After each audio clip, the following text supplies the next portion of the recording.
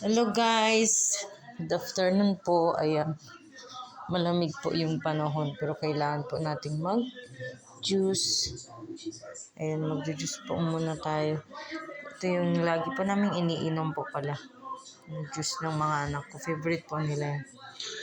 At ipapakita ko po pala sa inyo yung labas guys kasi maulan.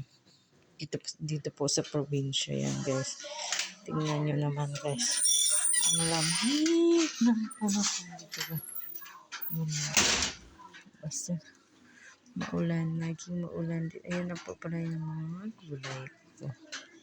Ayan, masyadong maulan sa labas guys. At sara muna natin. Ayan guys. Lang po. Ayan. Maulan po dito sa amin guys, sa probinsya. Ayan. Malakas yung ulan. At ayun, balak ko talagang magtanim ng gulay guys. Dun sana sa may gilid. So mamaya na lang ako magtanim. Nag-ano na lang ako ng binhi kanina.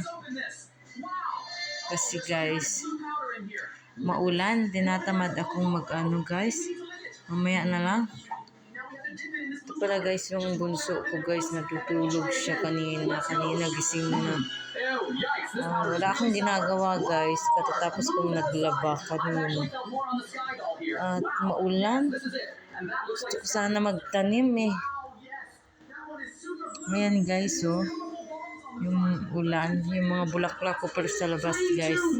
Ano na lang. Hindi ko alam kung anong nangyari na guys. Parang may tao. Ayan.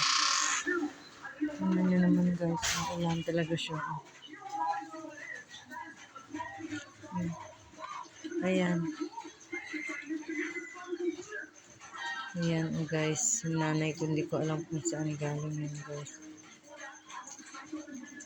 Tingnan nyo naman dito guys sa probinsya. Maulan.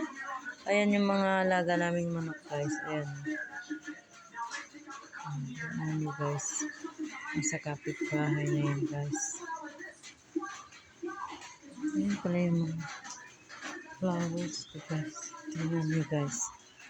Hindi ko alam kung magtatanim ako niya guys. Ayan. Nakakatamad. May papaya pala dyan.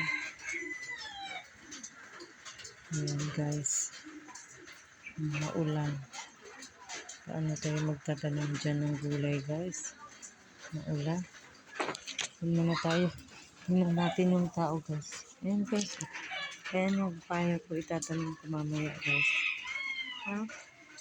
Ito tayo guys. Ayan. Tignan nyo naman guys yung kapaligiran. May nyog pala ako dun guys. Maliit. Tingnan nyo. Gana yan. Sige guys. Bye.